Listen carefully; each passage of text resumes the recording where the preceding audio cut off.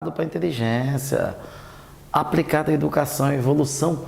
Hoje, né, dando continuidade aí às nossas aulas de física, óptica, geométrica, a gente falou das reflexões em espelhos planos, né?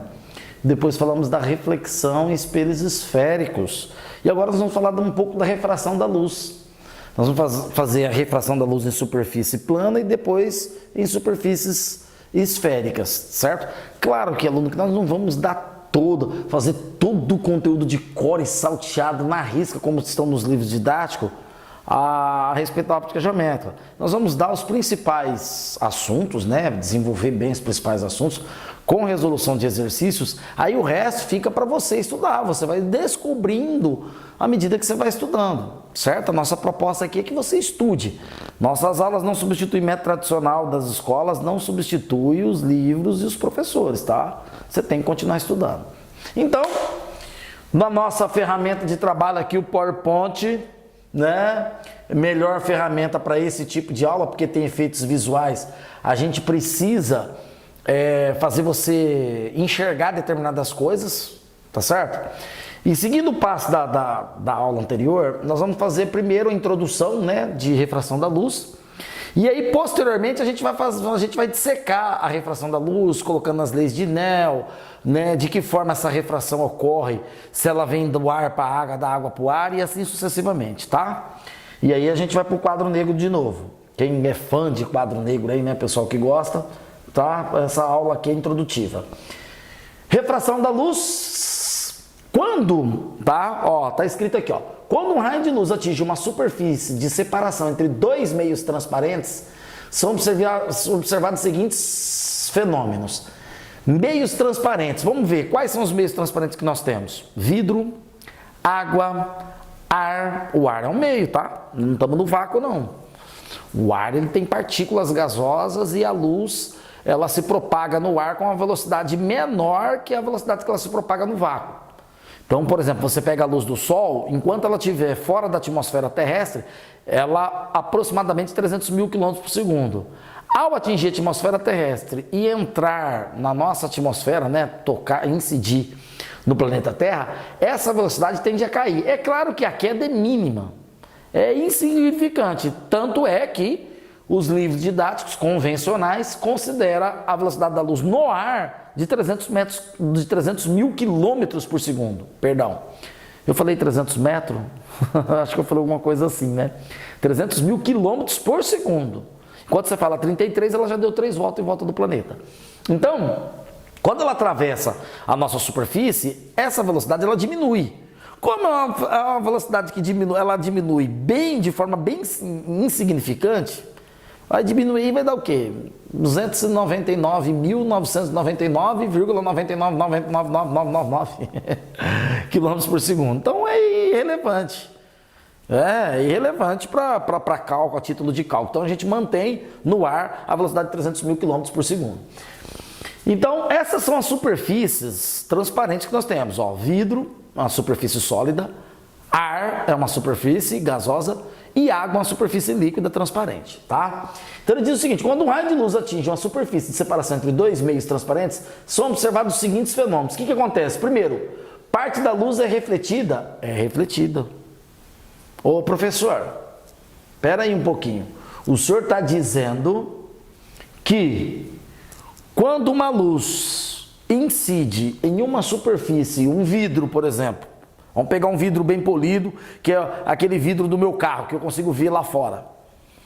Vai acontecer, a luz vai refletir também no vidro? Com certeza. Chega perto do vidro, você vai perceber que você consegue enxergar a sua imagem. Por exemplo, aqui na tela da televisão, por exemplo, ó, aqui está vendo só a reflexão do azul, né, da imagem da tela. Mas se eu chegar bem perto aqui, ó lá, ó, eu consigo ver a minha imagem refletida. Pouco, muito pouco? Sim. Então se você pegar o vidro da sua casa, a porta de blindex lá, você consegue enxergar tudo que está lá fora. Está ocorrendo refração da luz, tá? Porque a luz atravessou. Então você consegue enxergar lá fora. Mas se você chegar perto do vidro, você vai perceber, quando você chega bem pertinho dele, você consegue ver sua imagem refletida. Isso significa que ali está ocorrendo refração e reflexão. Só que o maior índice é de refração e menos reflexão. Há uma predominância da refração. Por isso que você enxerga tudo lá fora. Olha o meu óculos, ó. Meu óculos, mesma coisa, ó. Eu coloco aqui, eu enxergo tudo aí, enxergo toda a sala. Só que se eu chegar pertinho dele aqui, ó, olhar ele assim, ó, mais ou menos, olha lá, ele forma um espelho, ó, eu consigo ver minha imagem refletida através dele. Então aqui está ocorrendo refração e reflexão, mas há uma predominância da refração, por isso que eu enxergo mais a parte de fora, né, da porta ou entre os meus óculos do que a minha imagem refletida, certo? Parte da luz é absorvida, professor? Então quer dizer que quando a luz toca, incide na porta de vidro, ela é absorvida? É simples, coloca uma porta de vidro dessas blindex no sol. Certo? Imagina que ela bate a porta da sua cozinha, um blindex transparente, você consegue enxergar tudo lá dentro. Chega de tarde, o sol bate nela, o sol entra tudo dentro da cozinha lá, né? Entra dentro lá da porta da sua casa lá. Aí você olha assim, você fala, nossa, consigo enxergar tudo lá dentro, então só está tendo refração. Mas a hora que você põe a mão na porta, você vai perceber que a porta está quente. Se ela está quente é porque ela absorveu o calor. Ela absorveu parte da energia luminosa, então a absorção também. E a outra parte é refratada, que atravessa, né? E nós vamos tratar da parte refratada. Então vamos lá, aluno, ó. Lembra que eu falei para vocês na primeira aula? Nós enxergamos através de 3 fenômenos. A óptica geométrica vai estudar o comportamento do caminho da luz, o comportamento geométrico do raio de luz, certo? Através de 3 fenômenos: absorção, refração e reflexão. Nós só enxergamos as coisas na vida porque tem contraste, ó. O azul contrasta com o branco, o vermelho contrasta com o azul e assim sucessivamente. Por isso que nós conseguimos enxergar nitidamente essa tela de PowerPoint aqui, essa imagem aqui, ó. Porque ocorre o contraste. Se tivesse tudo branco, nós não enxergaríamos nada. Tá certo? Então nós temos um contraste aqui, ó. Se eu tivesse pintado tudo de azul aqui, ó, de repente nós teríamos mais dificuldade para enxergar. Esse preto dá um contraste com o fundo azul do PowerPoint.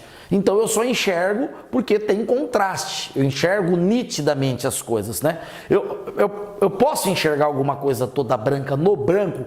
Posso, mas eu não vou enxergar de forma nítida. Eu não vou conseguir diferenciar a situação. Tá certo? Então esses 3 fenômenos têm que ocorrer simultaneamente para nós enxergarmos o mundo colorido e cheio dos aspectos maravilhosos, né? Que é o mundo, nosso mundo, as 7 maravilhas do mundo, as 7 cores, não é verdade? Então nós temos que ter esses 3 fenômenos aqui em conjunto. Olha para o céu à noite, você vê as estrelas brilhando por quê?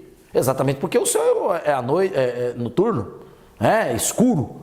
Então, ausência de luz, não é verdade? Agora, durante o dia você não consegue enxergar nenhuma estrela, simplesmente porque de dia está claro, né? As estrelas também têm luz, são fonte de luz primária, luz branca, e não dá contraste, entre a luz branca do sol e a luz das estrelas não dá contraste no céu, o céu está refletindo o azul, então não tem contraste entre as luzes das estrelas com o céu, por isso que eu não consigo enxergar as estrelas durante o dia.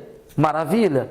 Então, é isso. À noite eu enxergo porque a sombra da Terra, né, projetada sobre a superfície, sobre a nossa atmosfera, gera o contraste. Maravilha. Então, né, um raio de luz ele vai incidir, olha lá, ó, incidiu, ó, esse raio incidente, parte dele reflete e parte dele refrata. O que refrata é essa luz aqui, ó, branca que passou. Meio 1 e meio 2. Maravilha? Conseguiu visualizar bem o desenho? Alunos, é importante, se você puder pegar essas aulas e bater uma foto com o seu celular e guardar aí, até imprimir, né, esse fundo aqui, é maravilhoso. Sabe por quê? Alguns vestibulares como o Enem, que são testes de múltipla escolha, estão dando desenhos como ilustrações, né, como forma de resposta das questões. De repente, eu já vi questões do Enem perguntando em qual processo ocorreu a absorção de luz. Aí ele bota os desenhos lá, o aluno que não sabe, ele não consegue responder. Pura percepção visual. Tá certo? Maravilha. Então aí, ó, vamos lá. Definição. O que é refração da luz? Eu, na minha santa ignorância do ensino médio, quando eu estudei refração da luz lá atrás, eu estava no 2º ano do ensino médio, Eu achava, eu acreditava, eu definia a refração da luz como sendo esse desvio, porque a luz aqui, ó, tá vindo, ela teria que passar a linha reta. Ela sofre um desvio aqui, ó, né? Então, se você olhar aqui, ó, ocorre um desvio. Esse ângulo θ1 é diferente desse ângulo θ2. Se nós colocarmos aqui, ó, a caneta aqui, ó, rente, ó, para ver, você vai perceber que é um quebra, dá uma quebrada aqui a luz, ela dá uma quebrada. Eu acreditava que a refração da luz fosse essa quebrada, esse desvio de luz que ocorre. Inclusive, eu não lembro uma vez, logo quando eu comecei a dar aula, eu fui fazer uma substituição de física, eu estava no 2º ano de faculdade. Ó, eu não tenho vergonha de falar que eu ensinei errado, tá? Eu defini numa sala de aula, certo? Na época que eu estava começando a estudar ótica para ensinar, eu defini a refração da luz como desvio de luz. Eu defini. É o desvio que ocorre quando a luz passa de um meio para o outro. Ocorre desvio? Ocorre, mas esse não é o fenômeno principal. Olha lá, ó. Aqui tá, ó. O que é refração? É a alteração de velocidade que a luz sofre ao passar de um meio transparente para o outro. Maravilha! Se você pegar um copo de água, coloca um copo de água e coloca um lápis ou uma caneta, você vai perceber que a caneta ou o lápis vai aparecer, parece que eles estão quebrados, né? Exatamente igual aqui, ó. Esse fenômeno aqui, parece que eles estão quebrados. Por quê? Porque a luz dentro da água se propaga diferente, de forma diferente daqui no ar, né? Você está no ar, o lápis está dentro da água. Lá a luz se propaga com uma velocidade, aqui ela se propaga com outra. Por isso que dá essa diferença de fenômeno visual. E é quase que impossível, né? Não é impossível, mas é muito difícil, desculpa a palavra impossível, Alonso. É muito difícil você pegar um peixe dentro d'água, você olha lá, vê o peixe e tal, e você vai tentar pegar. Por quê? Porque dentro da água nós temos o que chamamos de imagem aparente. O que é a imagem aparente? O peixe está aqui, mas a imagem dele está aqui, ó. Você já chegou na borda de uma piscina? Você já procurou analisar como que a piscina parece que está mais rasa? Quando você chega perto próximo de uma piscina, você olha o fundo dela, parece que está mais próximo, não é? Aquilo ali é a imagem aparente, estudante. A imagem aparente dá a falsa sensação de que o que está dentro lá no fundo está mais perto. Então, quando eu vou pegar um peixe dentro da água, eu sempre vou na imagem aparente. O peixe está mais fundo, mas eu sempre vou na imagem aparente. E um caso curioso é quando você vê índio pescando. O índio vai lá, ele vai flechar o peixe, ele faz tchaf e tira o peixe dentro da água. Como que ele sabe flechar esse peixe, né? E ele sabe que ele tem que flechar sempre um pouco abaixo. Tá certo? Sempre um pouco abaixo, para poder pegar o peixe, porque senão ele vai na imagem aparente e não consegue pegar. Há imagens aparentes que dá quase um palmo de diferença, dependendo da profundidade que o objeto está dentro da água. Como que o índio sabe? Ele não estudou óptica. Como que ele sabe? Ele não estudou óptica, ele nunca viu isso. Os pesquisadores franceses, né, vieram no Brasil uma vez, né, muito tempo atrás, Jacques Cousteau, um documentário, e eu lembro que eu assisti esse documentário, eu lembro que o Jacques Cousteau ficou impressionado como que os índios sabiam que tinha que flechar mais embaixo. O próprio índio da tribo, lá do paraíso do Xingu, falando que tinha que flechar um pouco mais abaixo. Como é que eles sabem? Pois é, inteligência não é acúmulo de informação, e sim competência para ação. Você aí, ó, estuda óptica, às vezes, na teoria, nos livros, não sabe dessa situação. Existe no nosso cérebro um raciocínio intuitivo.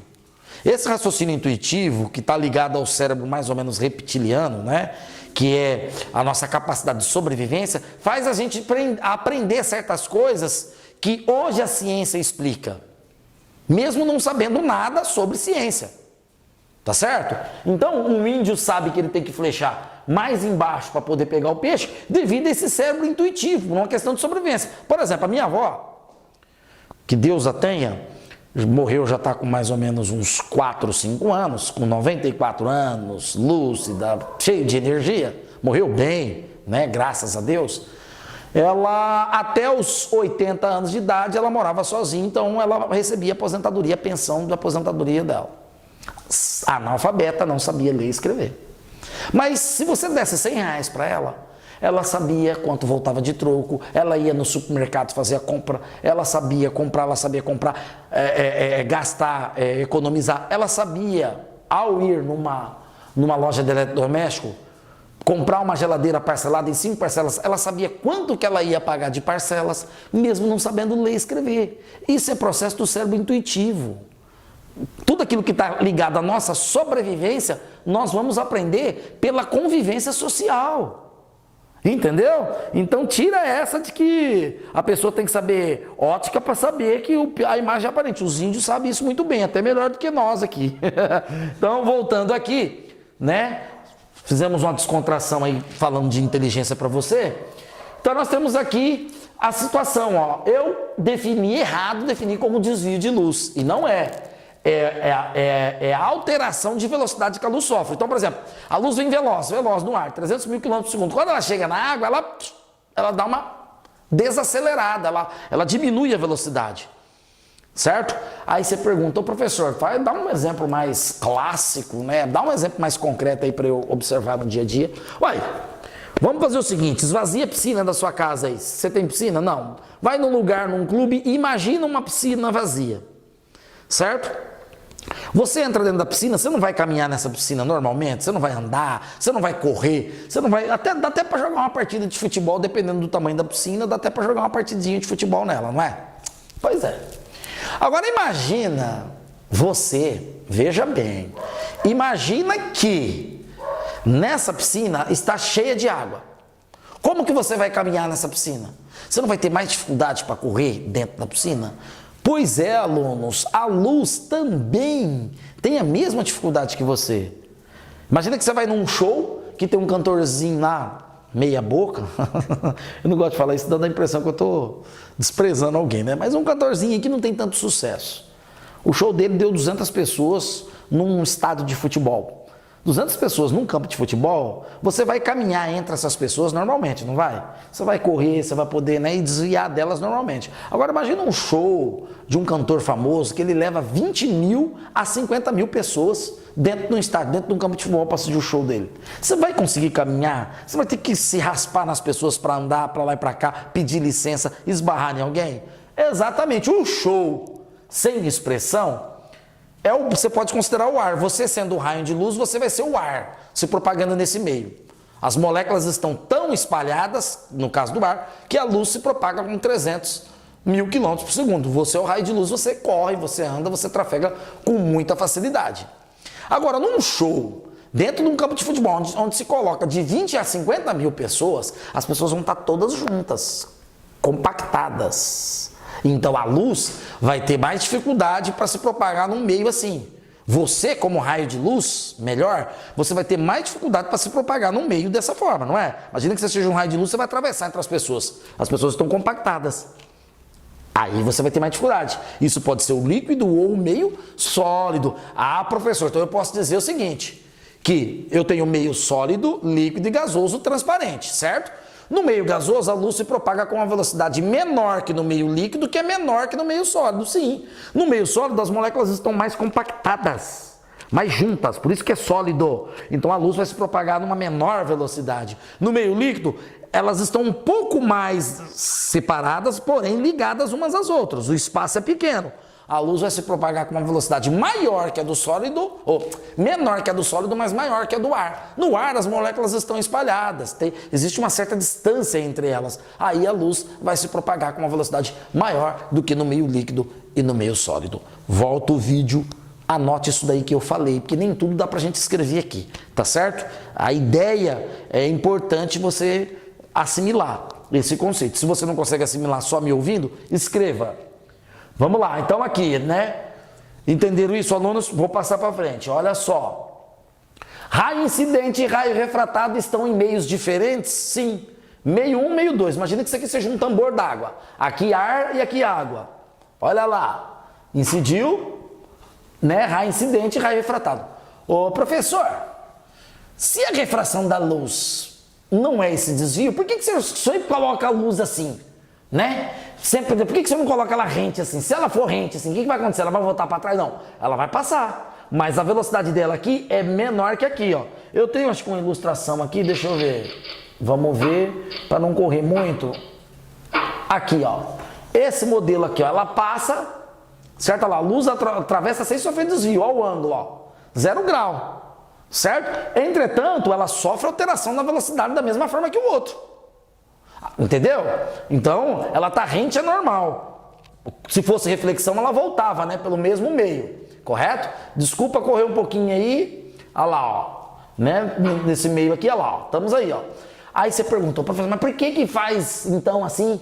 Exatamente para a gente ver o efeito da refração em relação matematicamente. Esse desvio aqui, quanto maior for esse desvio, maior vai ser a gente perceber o tanto que a velocidade da luz alterou. Porque se ela não der desvio nenhum, não houve alteração de velocidade. O índice de refração aqui e aqui é o mesmo. Ah, legal, professor. E o que é índice de refração, hein, professor? Alunos, todo meio tem o que nós chamamos de índice de refração. O que é índice de refração? Índice de refração é o termo matemático que mede a dificuldade de propagação da luz. Quanto maior a dificuldade de propagação, maior é o índice de refração. Quer ver só? Piscina vazia, só no ar. Você corre livremente, não corre? Não corre para lá, não corre para cá. Índice de refração pequeno. Piscina cheia d'água, você tem dificuldade para correr. Você vai correr e não consegue correr. Índice de refração alto, certo? Velocidade pequena, índice de refração alto. Então, velocidade da luz, de propagação da luz no meio, é inversamente proporcional ao índice de refração. Exatamente. Quanto maior o índice de refração, maior vai ser esse desvio que ela vai sofrer aqui, ó. Ó o nosso negócio aqui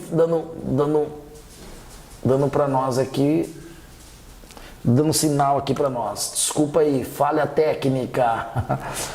Essas coisinhas aqui fica nos avisando, né? Dando notificações. Eita, aí, sai. Até o Facebook aqui. Ai, que coisa. Alunos, professor, hein? Professor Lambão não organizou. Que está conectado no nosso notebook aqui, ele está ligado na internet, então o negócio fica dando notificações. Mas aí, não atrapalhou nada em a aula, tá? Então vocês entenderam aqui? Entenderam isso, alunos? Maravilha! Quanto maior o desvio, maior o índice de refração. O índice de refração mede a dificuldade de propagação da luz. Boa! Olha lá, ó. Índice de refração é definido como a razão entre a velocidade da luz no vácuo e a velocidade da luz no meio. Olha só que coisa interessante. A dificuldade do aluno é perceber as coisas na matéria de exatas, tá? É perceber, né? Deixa eu sair daqui que está desfocando. Ó, é perceber. Percepção é maior que conhecimento. Olha que o conhecimento tradicional dos livros didáticos define índice de refração. É definido como a razão entre a velocidade da luz no vácuo e a velocidade da luz no meio. Olha a velocidade da luz no vácuo, C, sobre a velocidade dela no meio. V, a velocidade da luz no meio. Nota aí. C, velocidade da luz no vácuo, quanto vale? 3 vezes 10 a 8 metros por segundo. E V é a velocidade da luz no meio, na água. Tá? Então, no ar aqui, ela tem 3 vezes 10 a 8 metros por segundo. Ô, professor, você falou que era 300 mil quilômetros por segundo? Sim, 300 mil quilômetros por segundo é o 3 com 5 zero na frente. Então, é 3 vezes 10 a quinta quilômetros por segundo. Aí eu transformo o quilômetro em metro, eu acrescento mais 3 zeros. É o 3 com 8 zeros na frente. 3 vezes 10 a 8 metros por segundo. Então, aqui nós vamos fazer em metros por segundo, tá? Eu falei quilômetros por segundo para você entender a noção de quilômetro. Agora, vamos voltar aqui. Isso é importante, inteligência não é acúmulo de informação, competência para ação. Qual é a grande dificuldade do aluno no ensino médio hoje com a disciplina de física? Primeiro que ele acha que física é só fórmula, tá? Física, qual é a definição de física? É o estudo dos fenômenos da natureza. Então ocorre um fenômeno lá, que nem isso aqui é um fenômeno da natureza. A luz do sol incide na superfície do lago, atravessa sendo refratada, né? Foi refratada por quê? Porque foi diminuída a sua velocidade. E aí, o livro didático, é o que ele fala, é definido como a razão entre a luz no vácuo e a velocidade da luz no meio. Pronto, fechou. E fica só nisso daí, o aluno fica contente com essa definição, ele decora isso, para poder responder no dia do vestibular, e aí ele coloca lá que C é 3 vezes 10 a 8 metros por segundo, vixe, ele fica hiper feliz, agora ele decorou a fórmula para calcular o índice de refração, é C sobre V, e ele acha que ele aprendeu física, e ele não observa. Aluno, lembra da piscina? O índice de refração é o termo matemático que mede a dificuldade de propagação da luz. É isso que você tem que observar primeiro. Você pode definir dessa forma, colocar lá no dia do vestibular essa definição que vai estar certo. Mas você tem que observar o fenômeno. O que é índice de refração? Olha que nome difícil, índice de refração. Isso não é uma linguagem comum do dia a dia. Velocidade né? Porque a gente vê direto no trânsito, o cara estava em alta velocidade. O cara capotou o carro lá, estava numa velocidade de tantos quilômetros por hora. Agora, índice de refração, o que é isso? Pergunta para sua mãe, o que é índice de refração? Ela fala, o que é isso, moleque? Agora, você pergunta, mãe, o que é velocidade? A velocidade é aquele que acontece com o carro quando ele corre muito. Foi essa a definição que a minha mãe deu para mim, tá? Quer dizer que quando o carro corre pouco, na cabeça dela não tem velocidade. Vocês entenderam? Índice de refração não é, veja bem, índice de refração não é só a razão entre velocidade do vácuo e velocidade do meio. O índice de refração é a dificuldade com que a luz se propaga. Então, pensa na piscina cheia d'água e pensa na piscina vazia, você andando dentro dela. E você sendo um raio de luz. Você vai ter mais dificuldade para andar na piscina cheia do que na piscina vazia. Maravilha, alunos, aí ó. Esse é o índice de refração. Mede. Eu posso calcular o índice de refração do meio 1 relacionado ao meio 2, em razão ao meio 2. Isso é uma coisa que a gente vai ver em exercícios, tá? Guardei para exercícios. Vamos lá? Não, isso aqui, lei de Snell, a gente vai fazer ali no quadro na próxima aula. Alunos, entendeu isso? Conseguiu? O que eu quero aqui é que você enxergue o fenômeno no dia a dia, que você olha o dia a dia, o fenômeno. O que é refração? É a luz atravessando na porta de vidro da sua casa, no vitrô da sua casa, é a luz atravessando no para-brisa do carro, é a luz atravessando a piscina e chegando até o fundo, tá certo? É a luz se propagando perante os meios, nos meios. Tá certo? A luz do sol para chegar até nós, ela atravessa toda a atmosfera terrestre até chegar na crosta. Ela sofreu refração, ok? Nós temos dentro de um aquário, quando você enxerga um peixe, você vai ter imagem aparente e a imagem real. A imagem aparente sempre vai estar numa distância mais curta da superfície do que a imagem real, coisa que nós vamos ver aqui mais para frente. Tá certo? Então vamos fazer 2 exercícios para carimbar essa aula de hoje, ó. Fechar, mandar bem em física, maravilha? Saiba que o nosso canal, ele foi criado para fazer você ter esse tipo de percepção. Nós não viemos aqui ensinar física para você nu e cru com definições e axiomas, não. Nós viemos aqui fazer você perceber isso. É método tradicional, não substitui o professor na sala de aula, não substitui os livros didáticos, mas a gente quer dar uma visão a mais para você, tá certo? Forte abraço e vamos para o exercício. Não te vejo no futuro, não. Eu te vejo daqui a pouco ali na resolução do exercício. Vai lá tomar uma água e já volta. Vamos lá? Bom, alunos, agora vamos resolver os exercícios, né? E bola para frente. O exercício sim. O primeiro é simples, né? O segundo dá um pouquinho mais de dificuldade, mas não é lá aquelas coisas, não.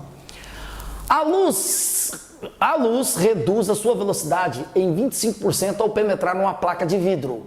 Sabendo-se que a velocidade da luz no vácuo é de 300 mil km por segundo, determine o índice de refração do vidro e a velocidade da luz no meio.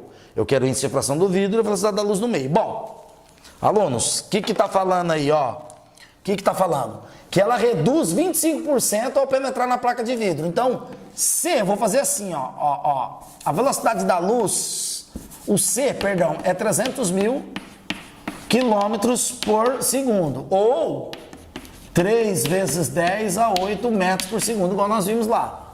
Certo? A velocidade da luz no vidro, que é o V, vai ser 25% a menos da velocidade da luz no vácuo. Foi o que ele falou. Reduz 25%. Então vai ser C menos 25% vezes C. É assim que eu faço na matemática lá. Se alguém tiver dificuldade com porcentagem, calcula por regra de... Posso calcular por regra de 3? Professor, faz o que você quiser. O importante é você saber quanto que é 25% de 300 mil e tirar, e subtrair. Então vai ser 300 mil, já vou calcular aqui, ó. Menos 25% de 300 mil, ó. Olha lá, corta 2 zero aqui, multiplica. A minha velocidade da luz no meio vai me dar 225 mil quilômetros por segundo. Ainda continuou grande, hein? Achei que ia diminuir, professor. 25% é um quarto, né? Essa é a velocidade da luz no meio, ó. Redução de 25% dos 300 mil. Certo? Maravilha? Maravilha. Agora o que eu faço, professor? Vou calcular o índice de refração do vidro. N é C sobre V. É pegar os 300 mil, professor, e dividir por 225, é isso? É, porque é a velocidade da luz no vidro. Opa, ó, maravilha, corta zero aqui. Se eu simplificar por 25 e 25 aqui, eu vou ter 12 sobre 9. 12 sobre 9 é 4/3, ó, simplificado por 3. Detalhe, alunos, o índice de refração ele é unidimensional, tá? Ele não tem unidade de medida, porque é quilômetros por segundo dividido por quilômetro por segundo, cancela. Tá? Não tem unidade de medida, beleza? Entenderam isso, alunos? Facinho, rápido, rasteiro. Nossa, professor, é fácil, hein? Para fazer a continha, calcular, é muito fácil. O que você tem que saber sobre o índice de refração? É que ele está medindo a dificuldade de propagação da luz. Quando você dê um exercício desse, o que você tem que entender? Pô, a luz veio, né? Entrou nessa placa e reduziu a velocidade dela em 25%. Ela caiu para 225. Entendeu? Uma queda brusca aí. Vai gerar um desvio, ó.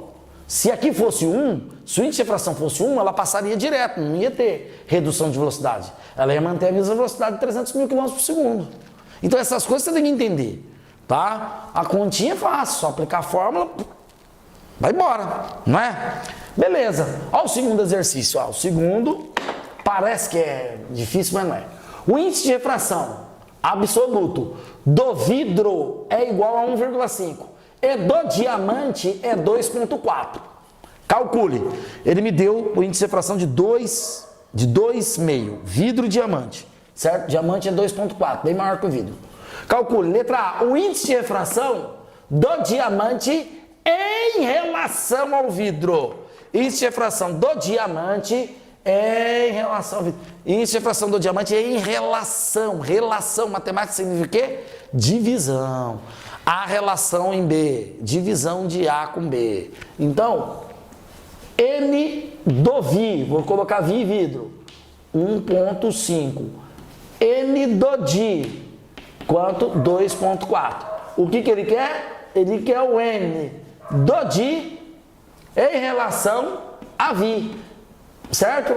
A gente coloca assim com vírgula aqui, ó, primeiro Di, Vi. Aí se fosse do vidro em relação a Di, Vi em relação a Di, então Vi primeiro Di. O que significa essa ordem aqui? Significa que o Di vem em cima, ó. N do diamante sobre N do Vi, vidro. Aí, ó, é um sobre o outro, uma divisão, uma relação. Igual na matemática, olha lá. 2,4 dividido por 1,5 é a mesma coisa que 24 sobre 15, né, proporcionalmente. Se eu simplificar por 3, em cima e embaixo, eu vou ter 8/5 de relação. Legal. Legal, professor. Legal. Maravilha. Ô, professor, é fácil aí. Só continha de divisão, né? Sim, fazer as contas é fácil, aluno. Fazer as contas é fácil, não é difícil não. O importante é você entender. Por que eu tenho... Aí você pergunta, ô Luiz Caio, para que você calcula esses dois aqui, né? Imagina num prédio, certo? Que você vai construir uma obra lá, né? Você vai construir um edifício. E aí há um determinado momento que você tem que colocar uma placa de vidro com uma placa de plástico acrílico. Os dois têm índice de refração diferente, certo? E você tem que polir os dois de tal forma que você tem que enxergar nitidamente por entre os dois, certo?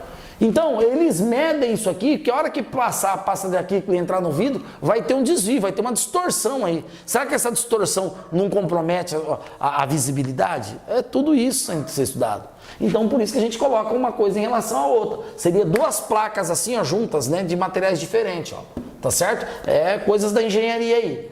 Beleza? Vamos lá. O item B, ó, o item B, ó. Item B. A relação entre as velocidades da luz no diamante e no vidro. Ele quer a velocidade do diamante sobre a velocidade do vidro. Maravilha.